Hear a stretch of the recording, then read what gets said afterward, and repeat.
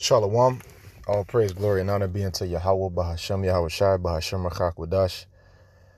Peace and double honor to the apostles and elders of Great Millstone. Shalom unto the elect. This right here is from AlJazeera.com. Okay, this is pretty much breaking news. Has happened within the last few days. These are just current events. So through the Spirit, we cover these things and we filter it through the Holy Scriptures, which contains prophecy, which declares that these things would happen. So, said Iran warns Israel of crushing response after attacks on Hezbollah. Iran's Revolutionary Guard commander promises destruction of Israel after communication device blasts. Which, to get you up to speed on that, within the last few days, 1,000 pagers. Well, we'll just let the article speak. All right, this was on September 19th, 2024. This article was released. Israel will face a crushing response from the Axis of Resistance. The commander of Iran's Islamic Revolutionary Guard Corps, Hossein Salami, has told Hezbollah leader Hassan Nasrallah, according to state media. Salami made the statement on Thursday after unprecedented attacks in the previous 2 days on Hezbollah pagers and walkie-talkies, which killed 37 people and wounded more than 2,900 when hundreds of devices were detonated almost simultaneously. So I was reading a little into that about how they actually did it. It's still a bit of a mystery, but whatever they did, whether they were able to make the battery that was in those pagers, heat up and eventually explode. Whatever they did, they hacked into it, and this is it's a fearful prospect for the people of this earth, because if they're able to do that with those, what can they do with a cell phone or something else? You're talking on the phone, and they can listen in through the phone, so they know when it's going to be up to your head, and then boom. So it has a lot of implications, But it says the Axis of Resistance refers to Iran-aligned armed groups in the Middle East, including Lebanon's Hezbollah, Yemen's Houthis, and Iraq's Popular Mobilization Forces. And they've been talking about responding. But at the same time, it is a massive undertaking, to go to war with Israel because of the implications. They know what this can and will lead into. All right. Lebanon and Hezbollah have blamed Israel for the attacks on Tuesday and Wednesday. Israel has not directly commented on the blast, but security sources said they were probably carried out by its Mossad spy agency. Such terrorist acts are undoubtedly the result of the Zionist regime's despair and successive failures. This will soon be met with a crushing response from the Axis of Resistance, and we will witness the destruction of this bloodthirsty and criminal regime. All right, and guess what? Those heathen over there in the land, around the land, I should say, all right, they know that those people are not the real Israelites. They know that those are not the real Jews. All right, they know that. Because when the real Israelites are in that land, they're going to have no choice but to bow to us, man. To bow to our God. All right? To bow to Yahweh, Bahashem, Yahweh Shai. So the fact that the world is embroiled in all this conflict, I'm going to grab this precept to prove that those people cannot be the real Israelites, man. Because, and this is why, filtering everything through prophecy, we have a better understanding of what's going on. All right, Micah 4:1. But in the last days it shall come to pass that the mountain of the house of Yahweh shall be established in the top of the mountains, and it shall be exalted above the hills, and people shall flow unto it. Right? So the mountains and hills is referring to governments. So the top, so Israel being that mountain, all right, Mount Zion, that's gonna be the top, the top ruling nation in the world to come. It shall be exalted above the hills. So the other nations, the heathen nations, Israel's going to be exalted above them. All right. And people shall flow unto it. Right. What are they going to bring? Well, they're going to serve us as slaves. And also they're going to bring their resources. Okay. And they're also going to come to us to learn the ways of righteousness. All right. And they're going to want to do these things. All right. And if they do resist, we're going to make examples out of them. But overall, when they see the glory that the Lord is going to bestow upon his people, which starts with the elect of the nation of Israel, starting with the 144,000, All right. And many, it says, second verse, and many nations shall come and say, come and let us go up to the mountain of Yahweh. Meaning what? The rulership. All right. The top nation. Go to Israel, right? Go to the real Israelites and to the house of the God of Jacob. That's just how we know those people are not it. Because all of the nations around you, they're not saying, come and let us go to the mountain of the Lord. They're not coming to learn the ways of righteousness from you. All that nations will come to the land of Israel now to do is to party, to vacation, and to do wickedness. All right, like in Tel Aviv, they have the one of the biggest sodomite parades on earth. So how is that? And this is what the so-called Jew does. They play the part of, they play the part of, well, they use the Bible to claim to be the chosen people when it's convenient for them, but they don't want to listen to anything that's actually in there or follow it or establish those laws, statutes, and commandments, or even beautify Jerusalem. So there's so many signs to show that those are not the people. That's actually the nation of Edom. All right. So it says, let us go up to the mountain of Yahweh and to the house of the God of Jacob, and he will teach us of his ways, and we will walk in his path, for the law shall go forth of Zion, and the word of Yahweh from Jerusalem. You see? So many nations shall come. Those many nations, those heathen nations, they're going to come and learn those ways. All right. And he will teach us of his ways, and we will walk in his paths, for the law shall go forth of Zion. That shows you that they are not it, because the law is not going forth from Zion. They're doing everything to oppose the law. All right. And that's why a lot of those nations, you put a westernized state in the midst of all these ancient Eastern countries, these countries that have a sense of the old way. Okay. Even though they're idolaters, they go off, but they do have a better sense and way about themselves than Esau does. Right. So of course it's going to be conflict, man. And he's trying to impose it on them. All right, wickedness, and Americans think that this is great, and the world can see that it's all tied in. America and Israel is the big part of the problem. All right, that is the problem. All right, and they are not white people; they're Edomites. This is Psalms 50:16. But unto the wicked, God saith, what hast thou to do to declare my statutes? Or that thou shouldest take my covenant in thy mouth. You see? What hast thou to do to declare my statutes? Or that thou shouldest take my covenant in thy mouth. Right. So in other words, the Lord is saying, why would you take, what do you have to do with my laws? All right. Seeing thou hatest instruction and casteth my words behind thee. And this definitely applies to the small hat. All right. And a lot of wicked Israelites too. All right. Wicked Israelites of our people. All right. That they don't really want to take heed, but applying it to Esau, they take hold of this book. They act as though they're the seed of the covenant, but they don't actually push any of that. Okay. And this is all going to lead to, all these tensions is going to lead up to what? World War III. All right. But they hate instruction. Let's see if we can grab it in the NLT. And we're going to get back to Micah 4. There's still some more on that. But,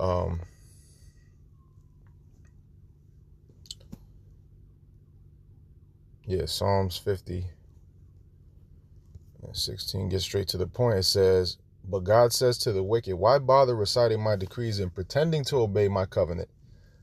For you refuse my discipline and treat my words like trash. You see? That's what they do. That's what they do over there in the land of Israel right now. So that is manifested that, right, everybody can tell that righteousness is not going forth from there. Even the heathen nations that ain't right themselves. Okay, but this is all part of the reasons why, all right, World War III is ramping up. The least of the flock shall draw them out, right? We're going to grab that. Yep, Jeremiah 49:20. Therefore hear the counsel of Yahweh that he hath taken against Edom, and his purposes that he hath purposed against the inhabitants of Teman. Surely the least of the flock shall draw them out. Surely he shall make their habitations desolate with them. All right, the least of the flock. All right, and that's dealing with Amalek. Okay, those small hats, those people are the worst of the Edomites. All right, Edomites, that is the wicked nation, Edom. The Most High made this nation to be wicked so that he can make an example out of them and destroy them in the end.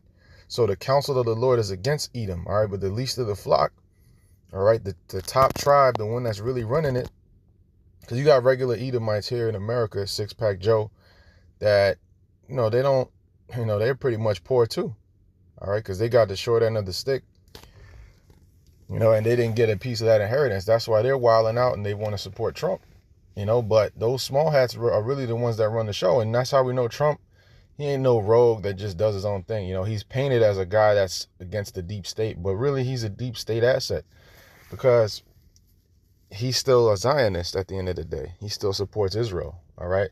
Yeah, they allow him to, say some things and come against certain agendas to make it seem like, oh yeah, well, there's still some, there's actual choice here to be made, or, there's, that you're allowed to speak your mind. But at the end of the day, remember, they're going to use him as well as an example to take out free speech, okay, which is directly tied into what we're doing, because they want to really, by setting up somebody like Trump, having him say, controversial things that goes against the system, they're going to use him to say, all right, well, now we got to have, we have to influence the rest of the world, starting with America, Babylon the Great, to not have the ability to say all these things. So they're going to use mass censorship. All right. But it says, surely the least of the flock shall draw them out. All right. And that's what the least of the flock, Amalek, they're doing exactly what they were set up to do. All right. Because they keep raising up the tensions. They also have a big part to do with Ukraine. A lot of the weapons used over there, they found out was Israeli weapons. I forgot the name of the gun, but yeah, they found out that that's Israeli. So the Russians know, that's their enemy, and they are Edomites too. All right, but remember, even in ancient Rome, there was always infighting within these Edomite empires. All right, in the Greek times as well. That's why Daniel 11 goes into the whole the Seleucid versus the Ptolemaic dynasty. Okay, and all the wars that they had for control over the Levant. All right, which is Israel. Okay, the region around Israel, Syria, to be specific. All right, but let's read Micah 4:3. And he shall judge among many people and rebuke strong nations afar off, and they shall beat their swords into plowshares and their spears into pruning hooks. Nation shall not lift up a sword against nation, neither shall they learn war anymore. Right, so he shall judge among many people and rebuke strong nations afar off. All right, so what's going to happen? All right, the Lord is going to destroy these nations and humble them. All right, and once that happens, once that destruction comes, they're going to take those swords, which is for war, spears, which is for war, they're going to turn into plowshares and pruning hooks. All right, they're going to be farming, they're going to be, supplying food, they're going to be, they're going to have to produce something to give it to the sons of God. All right, and also they're going to have to do it for their own people. All right, nation shall not lift up a sword against nation, neither shall they learn war anymore. But all right, so that's the point. Neither shall they learn war anymore. So the fact that it's just constant war talk over there shows you that those people are not the real Israelites, man. Because when the real Israelites are set up, there is going to be no more war. Because how are you going to come against that immovable force, man? He's going to make us immortal in that day. So nothing they could do to stop it. But they shall sit every man under his vine and under his fig tree, and none shall make them afraid, for the mouth of Yahweh of hosts hath spoken it. All right. So none shall make them afraid. That's talking about when Israel is in the land. All right. When the Lord's people, which is Black, Latino, and Native American so-called, all right, none shall make them afraid. So why are you over there shook? Blowing up pagers, got all those nations, clamoring for you, and they're throwing rockets and you throwing rockets back. When the Lord sets us up, man, the nations, they're not going to have a choice but to bow to the name of Yahweh Hashem Yahushai. All right, for all people will walk, everyone, in the name of his God, and we will walk in the name of Yahweh, our power, forever and ever. You don't hear the name Yahweh going out over there. They're not saying that this is the state, this is the nation. That's the difference. They keep saying it's a state. All right. So the Lord is going to be the one to set us up, and we will walk in the name of Yahweh, our power, forever and ever. Okay. You got to know his name to walk in it. All right, but you know, this is all a part of it. Tensions ratcheted up again in July when, within hours of one another, Israel killed Hezbollah commander Fouad Shukr in Beirut, and Hamas political leader Ismail Haniyeh was killed in Tehran after attending President Masoud Pezeshkian's, Salaki if I'm mispronouncing this, but it says inauguration. Many expected those killings might trigger a wider regional war, but so far, no major response has been forthcoming. But they are preparing for something. But they also probably want the element of surprise, because if they just say, well, yeah, we're going to respond now, they realize that that's not wise. You know, so they kind of drew back. All right. In a speech on Thursday, his first since this week's attacks in Lebanon, Nasrallah said the blast targeting Hezbollah members are a declaration of war, and he promised retaliation without giving a timeline for a response. All right. Nasrallah conceded Hezbollah has suffered a major and unprecedented blow, but he also struck a defiant tone, saying Israel would face a just punishment. All right. As he delivered his televised address, Israeli warplanes broke the sound barrier over Beirut. So, I mean, man, this is going down. All right. It's going down. You know, this is what the Lord has been having us speak on for quite some time now. Yeah, Revelation 11:14, the second woe is past, and behold, the third woe cometh quickly. World War II, all right, and now we're going into the era of World War III, which it has already begun. The preliminary and the early stages of it has already begun. It's not like it's going to just calm down after this. Now, they may say, all right, well, yeah, they're going to bring a peace treaty for a short amount of time. But we know that it says, when they shall say peace and safety, then sudden destruction cometh. So they can have a peace treaty 1 month, and then those small hats will turn around and break it, because he doesn't even keep his own agreements. Either way, it's going up. All right. The tensions are going to continue to rise, and it's going to lead to thermonuclear war, all right? And these missiles are going to fly, all right, primarily at America, Babylon the Great, and also other places. The land of Israel over there is going to be cleansed by fire. So the missiles are going to hit over there, all right, and other places, because America is going to return fire. So, you know, this is what we've been prophesying about through the spirit and power of Yahweh Hashem Yahushua, and it's beautiful to see it coming to pass. All right, so with that, all praise, glory, and honor be unto Yahweh, Bahashem Yahweh Shai, Bahashem Rachak Wadash. Shalom to the next one.